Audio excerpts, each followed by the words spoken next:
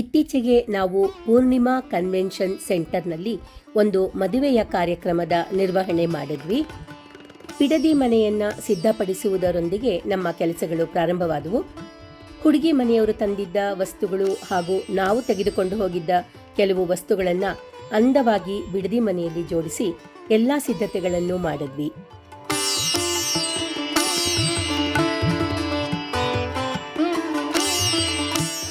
ಅಷ್ಟು ಹೊತ್ತಿಗೆ ಹುಡುಗನ ಮನೆಯವರು ಬರೋ ಸಮಯ ಆಯಿತು. ಅವರನ್ನೆಲ್ಲ ಎದುರುಗೊಳ್ಳೋದಕ್ಕೆ ಬೇಕಾದ ಸಿದ್ಧತೆಗಳನ್ನೆಲ್ಲ ಮಾಡಿ ಇಟ್ಟಿದ್ವಿ.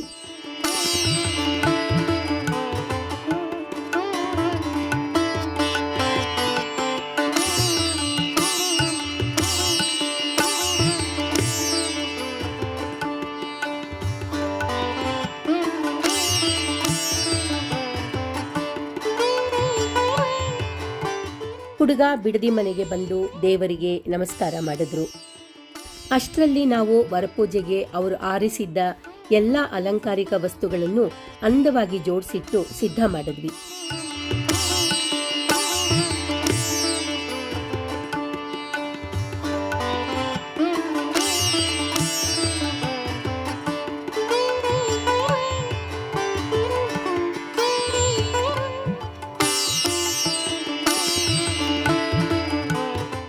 ನಾವು ಹಾಕಿದ್ದ ಸುಂದರವಾದ ಪಾತ್ ಮೇಲೆ ನಡ್ಕೊಂಡು ಬಂದು ದೀಪ ಬೆಳಗಿ ಹುಡುಗ ಹಸೆಮಣೆಗೆ ಬಂದರು.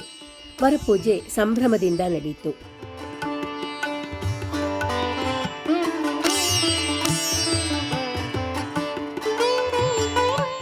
ಮರುದಿನ ಬೆಳಿಗ್ಗೆ ಗೌರಿ ಪೂಜೆಗೆ ಸಿದ್ಧ ಮಾಡೋದ್ರೊಂದಿಗೆ ನಮ್ಮ ಕೆಲಸಗಳು ಪ್ರಾರಂಭವಾದವು.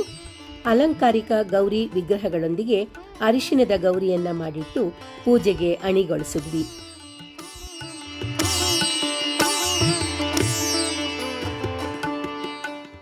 ಜೊತೆಗೆ ಕಾಶಿ ಯಾತ್ರೆಗೆ ಕೂಡ ಎಲ್ಲ ಸಿದ್ಧತೆಗಳನ್ನು ಮಾಡಿದ್ವಿ.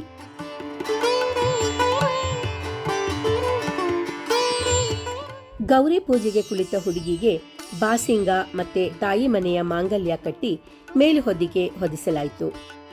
ಹುಡುಗಿ ಸರ್ವರಿಗೂ ಮಂಗಳವನ್ನ ಉಂಟು ಮಾಡುವ ಗೌರಿಯನ್ನ ಪೂಜಿಸಿ ಮರದ ಬಾಗಿನೆಗಳನ್ನು ಕೊಟ್ಟರು.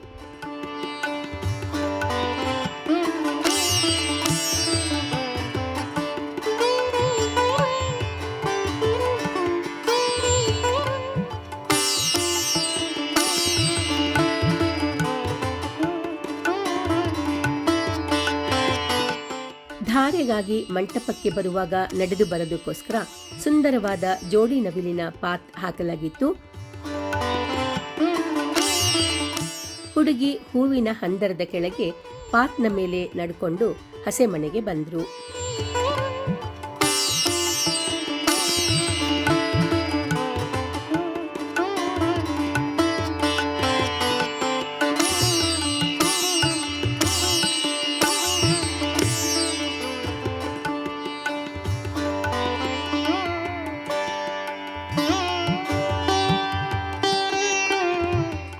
ದೈವಾನುಗ್ರಹ, ಹಿರಿಯರ ಆಶೀರ್ವಾದಗಳೊಂದಿಗೆ ಮಂಗಳವಾದ್ಯಗಳ ನಡುವೆ ಮಾಂಗಲ್ಯ ಧಾರಣೆ ನಡೆಯಿತು. ಅಷ್ಟರಲ್ಲಿ ನಾವು ಸಪ್ತಪದಿಗಾಗಿ ಪಾತ್ ಹಾಕಿ ಸಿದ್ಧಪಡಿಸಿಟ್ಟಿದ್ವಿ.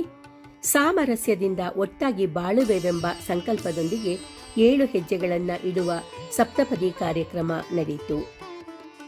ಭೂಮದ ಊಟಕ್ಕಾಗಿ ರಂಗೋಲಿ ಹಾಕಿ ಸಿದ್ಧಪಡಿಸಿದ್ವು. ಸುಂದರವಾಗಿ ಅಲಂಕರಿಸಿದ್ದ ಎಲೆಗಳ ಮುಂದೆ ಕುಳಿತು ಹುಡುಗ ಹುಡುಗಿ ಮತ್ತು ಅವರ ಕುಟುಂಬಸ್ಥರು ಊಟ ಮಾಡಿದ್ರು. ನಂತರ ಹುಡುಗಿಗೆ ಉಡಿ ತುಂಬುವ ಶಾಸ್ತ್ರ ಇತ್ತು. ಅದಕ್ಕಾಗಿ ಎಲ್ಲ ಸಿದ್ಧತೆಗಳನ್ನು ನಾವು ಮಾಡಿಟ್ಟಿದ್ವಿ. ಉಡಿ ತುಂಬುವ ಶಾಸ್ತ್ರದೊಂದಿಗೆ ನಮ್ಮ ಕಾರ್ಯಕ್ರಮಗಳು ಮುಕ್ತಾಯವಾದವು.